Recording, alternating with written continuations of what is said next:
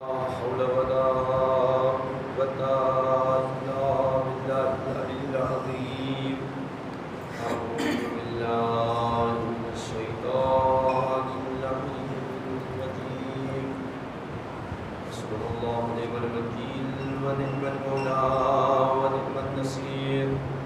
بسم الله الرحمن الرحيم. الحمد لله رب العالمين، والصلاة والسلام على أشرف الأنبياء والمرسلين وخاتم النبيين سيدنا ومولانا بالقاسم محمد.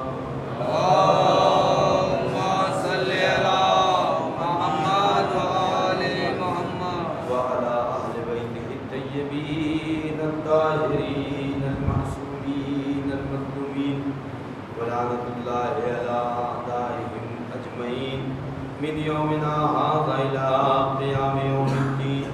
أما بعد، فقد قال الله تعالى في القرآن الحكيم وهو أصدق الصادقين وقوله الحق.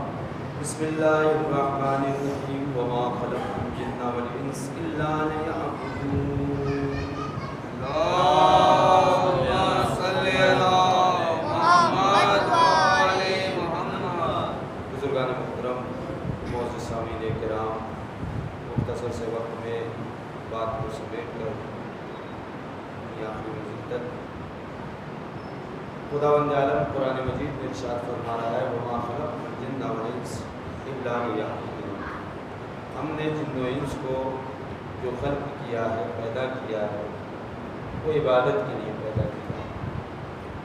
اب عبادت کے لیے پروردگار نے عبادت کرنے کے طور و طریقے کو، کس طریقے سے عبادت کی جائے، کیسے عبادت ہو، عبادت میں کیا کیا چیزیں ہیں، اس کے لیے پروردگار نے ہمیں حامیان دین کو بھیجا.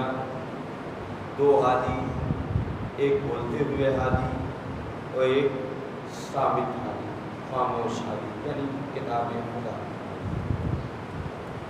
کتاب خدا کی تفسیر ائمہ علیہ السلام نے کی ہے. جتنے بھی احکامات قرآن مجید میں بیان کیے گئے ہیں، کوئی بھی مرجع، کوئی بھی مجتہد، کوئی بھی مفکر، کوئی بھی عالم یہ دعویٰ نہیں کر سکتا کہ ہم نے قرآن مجید میں جتنے احکامات آئے ہیں وہ سارے کے سارے ہم نے اپنی رسالہ عملیہ میں یا کسی بھی چیز میں کسی بھی اعتبار سے ہم نے بیان کر دیا ہے. یہ کوئی بھی دعویٰ نہیں کر سکتا. قرآن مجید کا پیغام کیا ہے؟ قرآن پیغام کیا دینا چاہ رہا ہے ہمیں؟ ایک لفظ میں احکامات کے سلسلے میں جو بھی احکامات ہوں، چاہے وہ نماز ہو، روزہ ہو، حج ہو، زکوٰۃ ہو، خمس ہو، جہاد ہو، جتنے بھی احکامات ہیں جو محدود احکامات ہیں، علماء نے جب ہمیں ضرورت محسوس ہوئی ہم نے علماء سے سوال کیا، علماء نے قرآن و حدیث کے ذریعے اس مسئلے کا ہمیں رائے حل بتایا. ان تمام احکامات کا، جتنے بھی احکامات ہیں، اس احکامات کی قبولیت کے لیے قرآن پیغام کیا دے رہا ہے؟ قرآن کا پیغام کیا ہے؟ قرآن پیغام دے رہا ہے ان احکامات کے سلسلے میں. قرآن کا پیغام ہے تمام عبادات کے سلسلے میں، تمام اعمال کے سلسلے میں. قرآن کہہ رہا ہے تقوی الہی اختیار کرو. کیوں؟ اس کی دلیل ہے، قرآن کہہ رہا انما یتقبل اللہ من المتقین. اللہ عمل کو قبول کرے گا کس سے؟ جو متقین میں سے ہیں، تقوی کے ساتھ جنہوں نے عمل انجام دیا ہے. نماز پڑھی ہے تقوی کے ساتھ، روزہ رکھا ہے تقوی کے ساتھ، حج کیا ہے تقوی کے ساتھ، جہاد کیا ہے تقوی کے ساتھ، والدین کا احترام کیا ہے تقوی کے ساتھ، معاشرے میں سماج میں زندگی گزاری ہے تو تقوی کے ساتھ. اگر ہم نے تقوی کے ساتھ عمل انجام دیا ہے تو یہ عمل پروردگار قبول کرے گا، کیونکہ خدا کہہ رہا ہے پروردگار قرآن میں کہہ رہا ہے کہ اللہ تمہارے ان اعمال کو قبول کرے گا جو تقوی کے ساتھ ہے۔ آپ دیکھیں جناب آدم کے 2 بیٹے ہے نا، حابیل و قابیل، دونوں نے قربانی دی، تو کیا دونوں کی قربانی کو اللہ نے قبول کر لیا؟ نہیں، جس کی قربانی تقوی کے ساتھ تھی اس کی قربانی کو قبول کیا۔ حابیل کی قربانی کو قبول کر لیا، قابیل کی قربانی کو رد کر دیا۔ حابیل کی قربانی کو اس لیے قبول کیا اللہ نے چونکہ اس کی نگاہ میں جو سب سے اچھی چیز تھی وہ قربان کی ہے پروردگار کی بارگاہ میں، اور قابیل کی قربانی کو اس لیے رد کیا کہ اس نے جو سب سے خراب اس کی نگاہ میں تھی وہ پروردگار کی بارگاہ میں اس نے عطا دیا، اس لیے اس کی قربانی کو پروردگار نے رد کیا۔ یعنی اللہ انفاق کے سلسلے میں بتانا چاہ رہا ہے تم انفاق اس چیز کو کرو جس چیز کو تم دوست رکھتے ہو۔ یہی پیغام ہے امام حسن علیہ السلام، جس چیز کو تم چاہتے ہو اس چیز کو راہ خدا میں قربان کرو، راہ خدا میں انفاق کرو۔ صلوات بھیجے محمد و آل محمد۔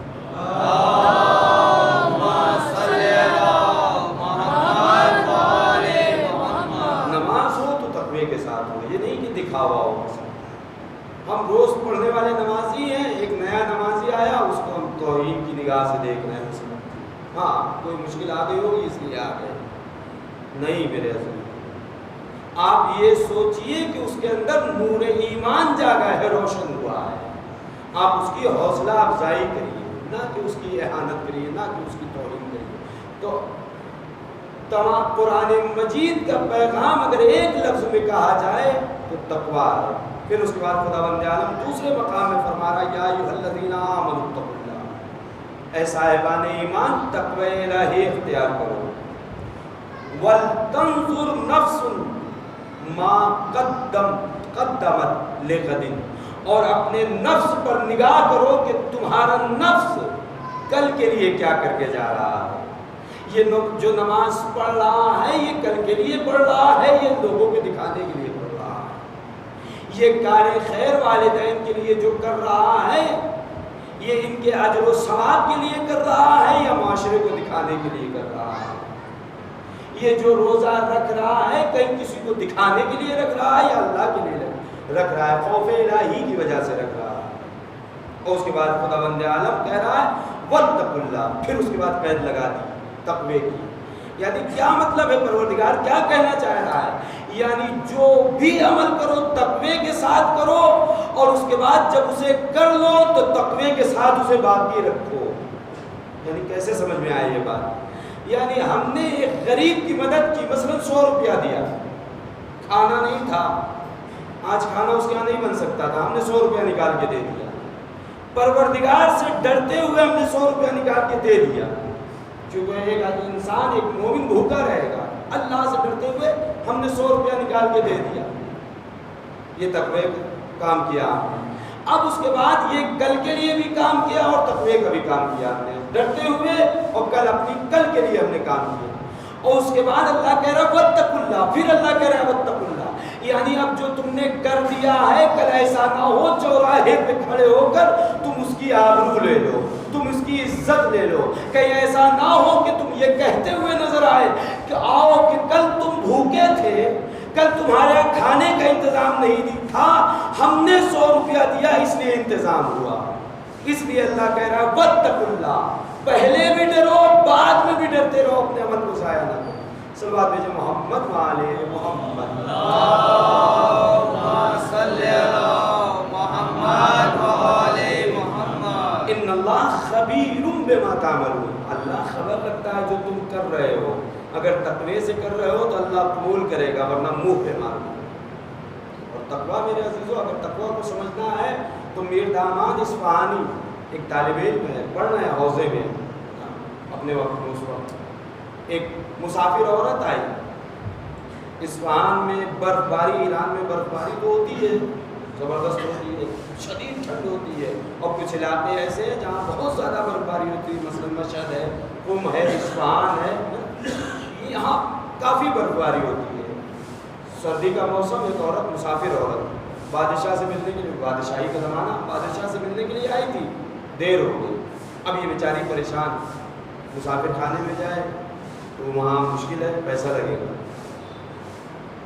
طالب علم دکھا، اس نے سوچا یہ طالب علم ہے، لاؤ اس سے کہتے ہیں یہ ہماری مدد کرے گا۔ پہنچتی ہے، میری مدد کر دیجیے، کیا میں مدد کر سکتا ہوں؟ کہا میں مسافر ہوں، رہنے کا کوئی ٹھکانہ نہیں۔ یہ طالب علم، انہوں نے کہا، میر داماد نے کہا میرا جو حجرہ ہے مدرسے میں وہی خالی، میں اس کے ذریعے مدد کر سکتا ہوں، میں باہر رہ سکتا ہوں تو میں اندر اجازت دے رہا ہوں۔ لے کے گئے حجرے میں، ان کو آرام کرنے کے لیے کہتے ہیں آپ آرام کریں۔ ایک عورت ہے، آرام کرنے کے لیے تقویٰ، آپ دیکھیے تقوی کی منزل، اللہ تقوی کو قبول کرتا ہے، پیغام قرآن کا تقویٰ ہے۔ چلے گئے، وہ چلی گئی عورت، اس کے بعد کیا؟ باہر یہ بیٹھ گئے، مطالعہ کر رہے، کب تک ٹھنڈ برداشت کرے انسان؟ معمولی سی ٹھنڈ یہاں ہوتی ہے، سب کہتے ہوئے نظر آتے ہیں بہت ٹھنڈ ہو رہی ہے، اور جہاں برف باری ہو رہی ہے مسلسل، کب تک انسان باہر بیٹھا رہے گا؟ پھر اس کے بعد وہ کمرے میں گئے، جانے کے بعد کتاب کو پڑھنا شروع کیا۔ شیطان ہے، وسواس ڈال رہا ہے، اسی لیے مرد و عورت نامحرم کو ایک ساتھ رہنا منع کیا گیا ہے کہ نہیں رہ سکتے۔ شیطان وسواس ڈالا ہے، انہوں نے کیا کیا؟ چراغ کو روشن کیا۔ چراغ کو روشن کرنے کے بعد اپنی انگلی کو اس چراغ کی لو پر رکھا، اور جیسے ہی لو یہ آگ جلاتی تھی چیختے تھے، چلاتے تھے۔ پوری رات اس عورت نے یہ منظر کو دیکھا، اور جب بادشاہ کے یہاں گئی تو بتایا اس نے اس منظر کو، ایسا ایسا ایسے ایسے ایک طالب علم کے یہاں حجرے میں رک گئے، تو اس طالب علم کی ایک حالت تھی جو مجھے سمجھ میں نہیں آئی، وہ چراغ کو اپنی انگلی کو رکھتا تھا اور چیختا تھا، پوری رات ایسی گزر گئی۔ بلایا اس طالب علم کو بادشاہ نے، سوال کیا تم یہ کیا کر رہے تھے؟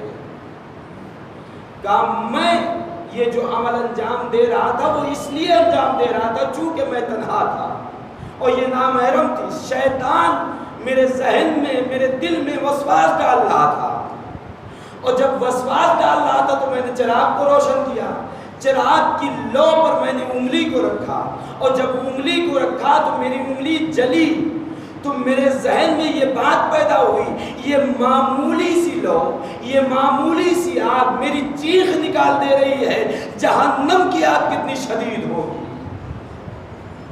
اس وجہ سے میں بچ گیا، میں نے غلط قدم نہیں اٹھایا۔ تو شیطان میرے عزیزوں انسان سے گندا عمل کرواتا نہیں ہے، وسواس ڈالتا ہے، وسواس ڈالتا ہے۔ اب انسان بچے، ہی انسان کے اوپر اختیار ہے، انسان تو اس سے بچنا ہے۔ روز محشر جب حساب و کتاب ہو جائے گا تو شیطان بہترین تقریر کرے گا۔ کیا کہے گا تقریر میں؟ شیطان کہے گا، صلوات دیجیے محمد وآل محمد،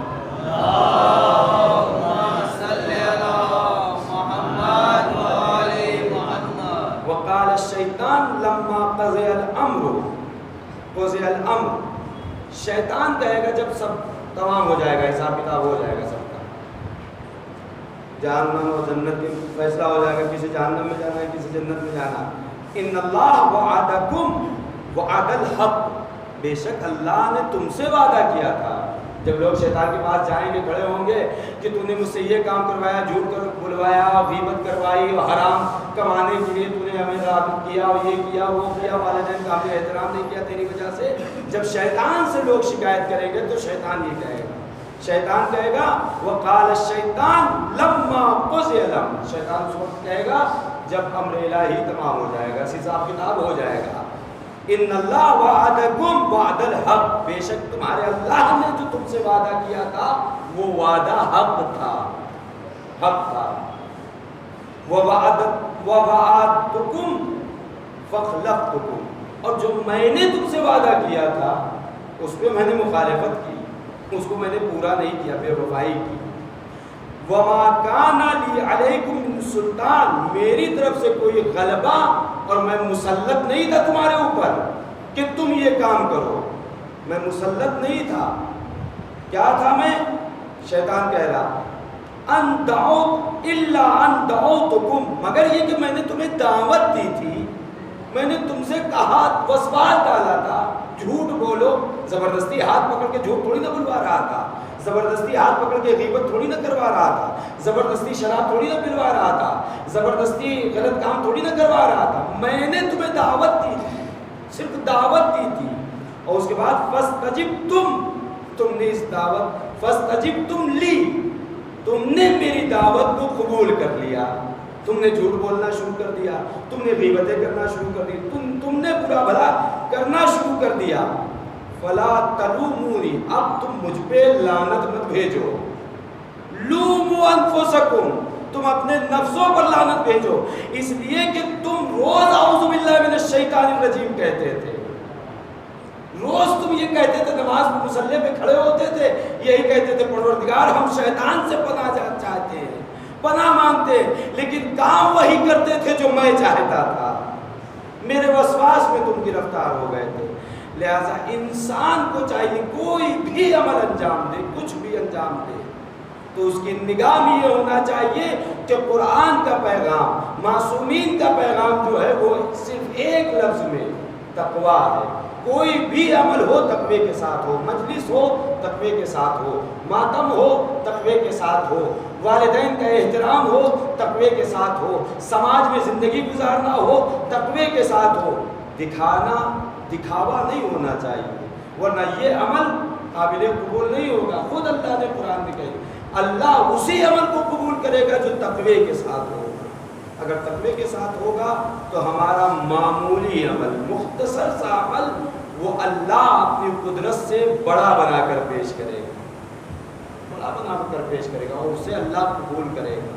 بہت سے واقعات ہیں، دامن وقت میں گنجائش نہیں ہے میرے دوستوں، بس بات کو تمام کیا۔ ایک مرحوم کے سارے ثواب کے لیے مجلس ہے، اور آج کا روز جو گزرا ہے 2 معصوم کی شہادتوں کا روز ہے۔ رسول اللہ کو بھی یہ جو وفات کہا جاتا ہے، یہ کہا جاتا ہے، ورنہ اصل میں زہر دیا جاتا ہے شہادت کا۔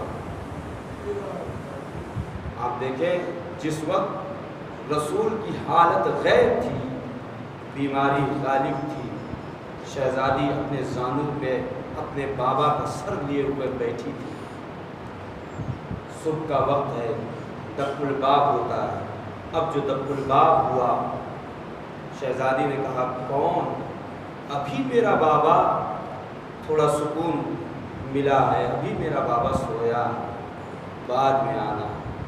پھر اس کے بعد تھوڑی دیر بعد دوبارہ دق الباب ہوتا ہے، پھر اس کے بعد رسول کو افاقہ ہوتا ہے، بیٹی جو آنے کے لیے کہہ رہا ہے اسے آنے دو، یہ تمہارے در کا شرف ہے، یہ تمہارے گھر کی منزلت ہے، یہ تمہارے گھر کی عزت ہے۔